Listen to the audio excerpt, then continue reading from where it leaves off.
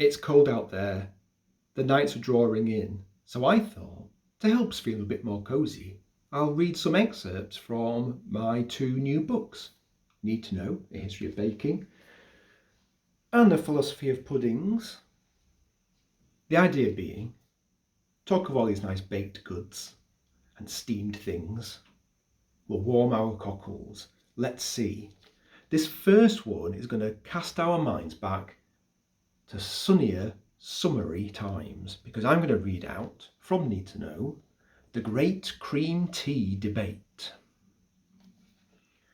A delicious cream tea made up of a scone, jam and a good amount of clotted cream and a nice pot of tea is difficult to beat. Both the people of Cornwall and Devon lay claim to being its inventor, the Cornish pooh-poohing the Devonian claim and vice versa.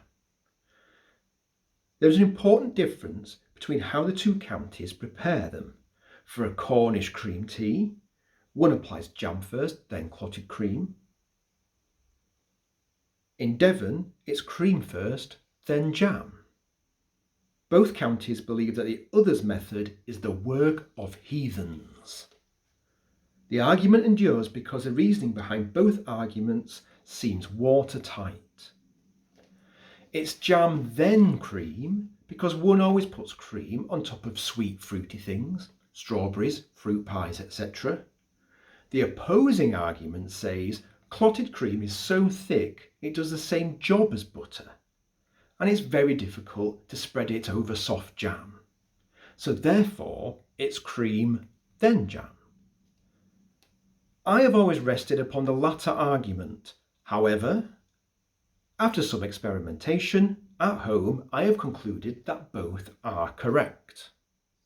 Traditionally made clotted cream is very rich, made by evaporating double cream over a very low heat, producing a cream that is high in butterfat with an appetizing pale crust. I made it once by putting a shallow tray of double cream in an oven set to 100 degrees Celsius overnight. This produces a delicious cream with a caramel flavoured skin.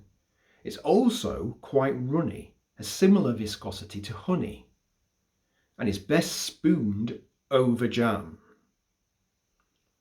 Modern clotted cream is made entirely differently. It is heated and then centrifuged at a high speed, capturing a higher proportion of fat compared to the traditional method, and is therefore much firmer when chilled.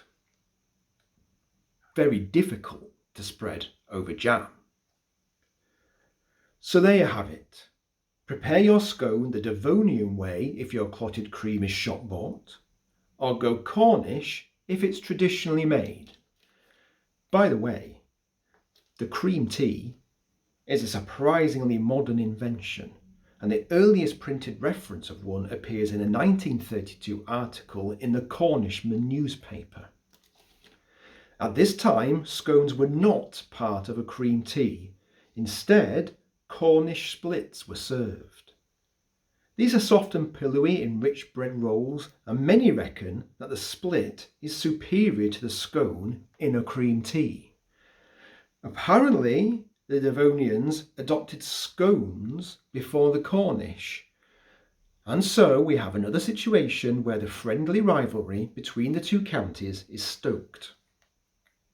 The Cornish claim they invented the cream tea because they invented the split. But the Devonians can claim they invented it because they came up with the cream tea we think of today.